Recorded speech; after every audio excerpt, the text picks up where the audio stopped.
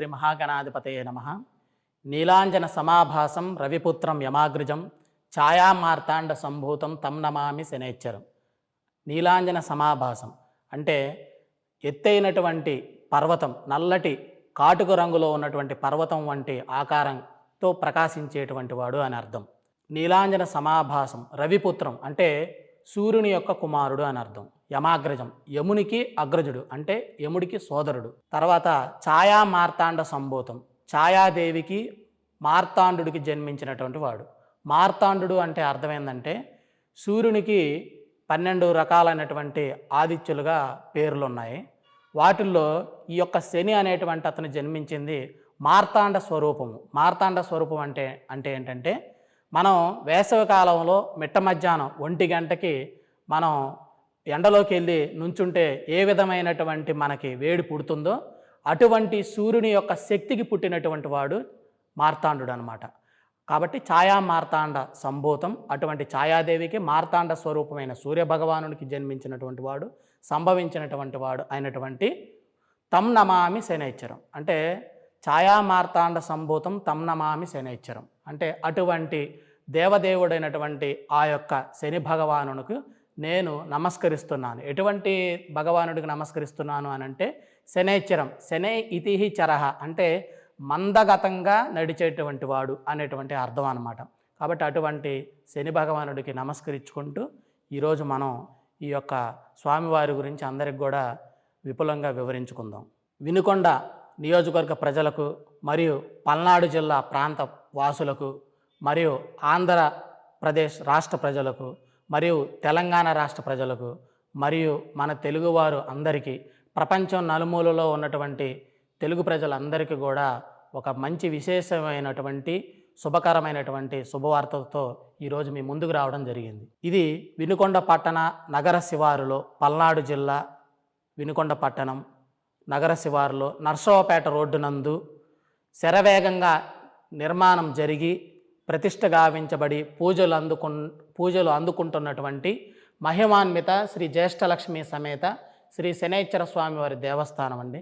ఈ యొక్క దేవస్థానం నిర్మాణం అయి ఇప్పటికీ ప్రతిష్ఠించబడి ఇప్పటికి 3 సంవత్సరాలు పూర్తవుతూ ఉన్నది. ఈ యొక్క దేవాలయంలో స్వామివారు శ్రీ జ్యేష్ఠలక్ష్మి మాతతో సహా కొలువై ఉన్నటువంటి ప్రసిద్ధమైనటువంటి క్షేత్రం ఇది. అంటే ఈ యొక్క ఆలయం యొక్క ప్రత్యేకత ఏమిటంటే మనకి అనేకమైనటువంటి శనీశ్వరాలయాలు మన దేశం మొత్తం మీద చాలా అరుదుగా తక్కువగా ఉన్నాయి. శనీశ్వరాలయాలు ఎన్ని ఉన్నాయి అని చెప్పేసి మనం లెక్క పెట్టుకుంటే వాటిని వేల మీదే మనం లెక్క పెట్టాలి. అయితే జ్యేష్ఠాదేవితో పాటు కొలువై ఉన్న శనీశ్వరాలయం ఎక్కడ ఉన్నాయంటే మాత్రం మన దగ్గర సమాధానం అనేటువంటిది ఉండదు. కానీ ఈరోజు ఆ సమాధానం అనేటువంటిది అందరికీ దొరికింది. ఎందుకనంటే శ్రీ జ్యేష్ఠలక్ష్మి మాతతో కొలువై ఉన్న మహిమాన్విత శ్రీ శనైశ్చర స్వామివారు వినుకొండ పట్టణంలో కొలువై ఉన్నాడు. కాబట్టి ఈ విషయాన్ని అందరికి కూడా తెలియజేస్తూ ఉన్నాం. ఇది మన దేశంలోనే అత్యంత అరుదుగా గల శనైశ్చర స్వామి దేవాలయంలో మొట్టమొదటిది. అంతేకాకుండా అమ్మవారితో కూడుకున్నటువంటి దేవాలయాల్లో ప్రప్రథమైనటువంటిది. చాలా చోట శనీశ్వరాలయాలు శివలింగ రూపాల్లోనే పూజలు అందుకుంటూ ఉన్నారు స్వామివారు.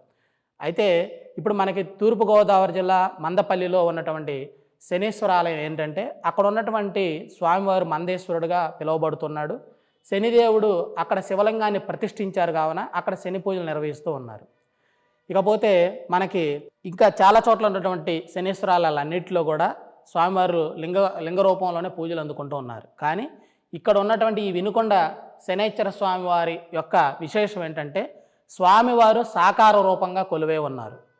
ఇక్కడ మనం బాగా తెలుసుకోవాల్సిన విషయం ఏంటంటే ఈశ్వరతత్వం అనేటువంటిది శనిదేవుడికి ఉపాదించారు. ఎందుకు ఉపాదించారంటే ఈ సకల చరాచర సృష్టిలో సాకార రూపం మరియు నిరాకార రూపంలో పూజలు అందుకున్నటువంటి దేవుడు ఎవరైనా ఉన్నారంటే వారికి ఈశ్వర శబ్దాన్ని ఆపాదించవచ్చు అన్నమాట.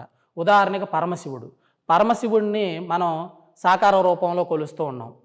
అంటే స్వామివారికి పాము ఉంటుంది, చేతిలో డమరకం ఉంటుంది, త్రిశూలం ఉంటుంది, జట ఉంటుంది, గంగ ఉంటుంది, పులితోలు ఉంటుంది. ఇట్లా ఇది సాకార రూపం అన్నమాట. అయితే ఇదే స్వామివారిని మనం లింగ రూపంలో కూడా పూజిస్తూ ఉన్నాం.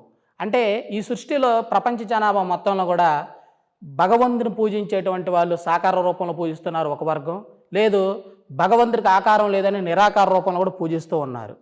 అయితే సాకార రూపం నిరాకార రూపం రెండిట్లో కూడా పూజలు అందుకున్నటువంటి భగవంతుడు ఎవరంటే ఈశ్వరుడు. కానీ అటువంటి ఈశ్వర శబ్దాలు మన సృష్టిలో కొంతమంది 5గురు దేవులకు మాత్రమే ఆపాదించబడినాయి. అది పరమేశ్వరుడు, వెంకటేశ్వరుడు, విఘ్నేశ్వరుడు, సుబ్రహ్మణ్యేశ్వరుడు, తర్వాత శనీశ్వరుడు. శనీశ్వరుడికి ఎందుకు సాకార రూపం ఇచ్చారంటే నిరాకార రూపంలోనైనా సాకార రూపంలోనైనా ఆయనకి మనం పూజలు అందుకోవచ్చు, ఆయనకి మనం పూజలు చేసుకోవచ్చు అనేటువంటి ఉద్దేశంతో.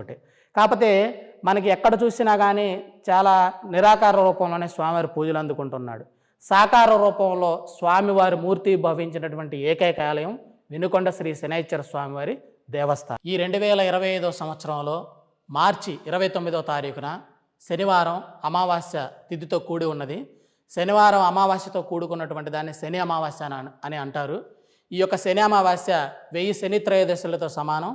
ఈరోజు శనిదేవునికి చేసే అభిషేకము కానీ తైలాభిషేకము కానీ, అంతేకాకుండా స్వామివారికి చేసే నువ్వుల నూనె నల్ల నువ్వులు దానములు కానీ, స్వామివారికి నిర్వహించే శనిదేవుడికి నిర్వహించే జపము కానీ హోమము కానీ విశేషమైనటువంటి ఫలితాలను ఇస్తూ ఉంటుంది. అంతేకాకుండా పితృదేవతల యొక్క అనుగ్రహంతో పాటు పితృదేవత శాపములు ఏవైనా ఉన్నా కానీ అవన్నీ కూడా తొలగిపోతాయి.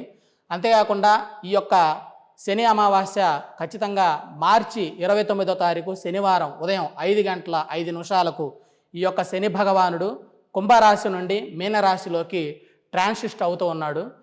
అనగా శనిదేవుడు ఒక రాశి నుంచి మరొక రాశిలోకి ప్రవేశించడానికి మొత్తంగా 2.5 సంవత్సరం కాల వ్యవధి పడుతుంది.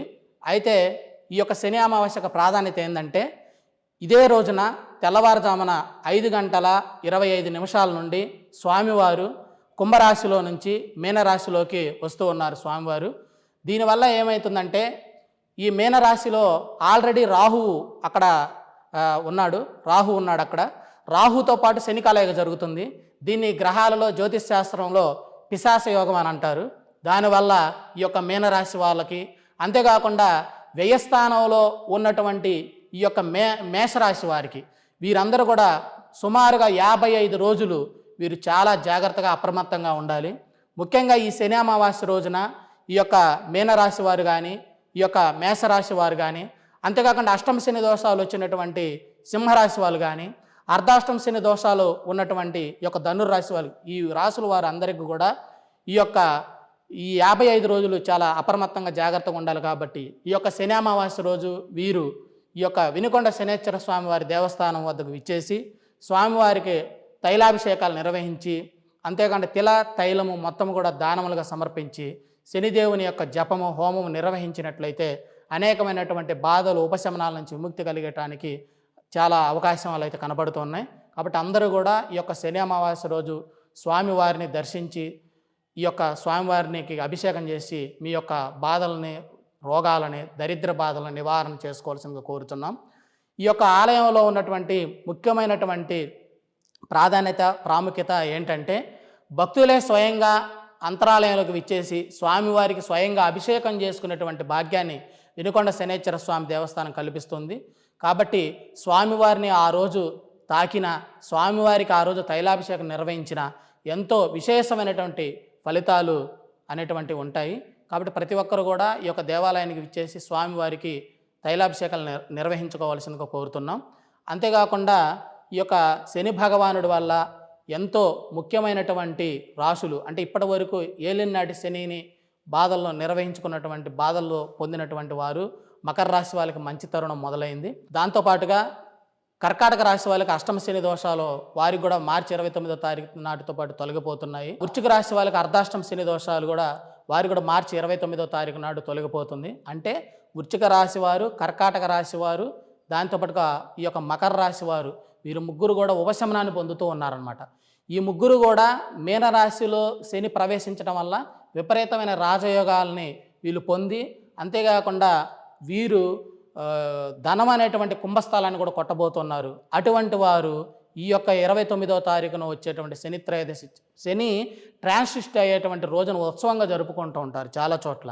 కాబట్టి అటువంటి మొట్టమొదటిసారిగా ఈ యొక్క దేవస్థానంలో ఆ రోజు వస్తుంది. కాబట్టి మీరు ఈ ఉపశమనం పొందిన రాసులు, కొత్తగా ఏలినాటి శనులు, అష్టమ శనులు, అర్ధాష్టమ శనులు వచ్చినటువంటి వారు, వీరందరూ కూడా ఈ యొక్క శనైశ్చర స్వామి వారికి దేవస్థానం వద్దకు విచ్చేసి స్వామివారిని దర్శించి ఈ యొక్క స్వామివారికి తైలాభిషేకాలు నిర్వహించి జపహోమ కార్యక్రమం నిర్వహించుకోవాల్సిందిగా కోరుతున్నాం. ఈ యొక్క మార్చి 29వ తారీఖు నుండి కన్యా రాశి వారికి కంటక శని ప్రారంభమవుతూ ఉంది.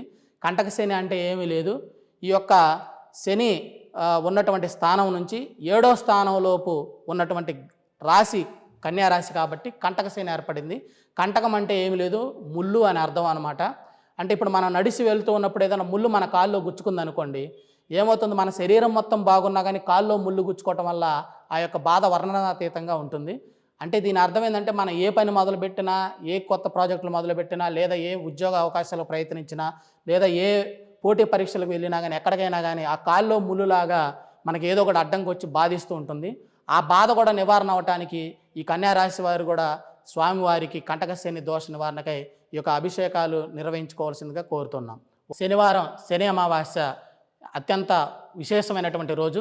ఈ రోజున శని భగవానుకి నిర్వహించేటువంటి అభిషేకాలు కానీ, పూజలు కానీ, వ్రతము కానీ, శనిదేవుని వ్రతము కానీ, అంతేకాకుండా హోమాలు కానీ, జపాలు కానీ, ఇవన్నీ కూడా 1000 రెట్లు విశేషమైనటువంటి ఫలితాలని అందిస్తూ ఉంటాయి. ఈ యొక్క శని అమావాస్య అనేటువంటిది స్వామివారు ఈ యొక్క కుంభరాశిలో నుంచి మీనరాశిలోకి ట్రాన్సిస్ట్ అయ్యేటువంటి రోజున వచ్చింది కాబట్టి ఇది ఎంతో అయినటువంటిది. ఈ యొక్క ఆలయానికి మీరు ప్రత్యక్షంగా రానివారు, అంటే స్వామివారికి అభిషేకాలు కానీ, దర్శనం కానీ, మీ యొక్క సమయానుకూలతను బట్టి ఇక్కడికి రాలేనటువంటి వారు ముందుగా మాకు తెలియజేసినట్లయితే మీ పేరు మీదుగా స్వామివారికి అభిషేకాలు కానీ, హోమాలు కానీ మేము ప్రత్యేకంగా నిర్వహించి మీకు స్వామివారికి సంబంధించినటువంటి ఈ యొక్క వీడియోని మీకు సెండ్ చేయడం జరుగుతుంది.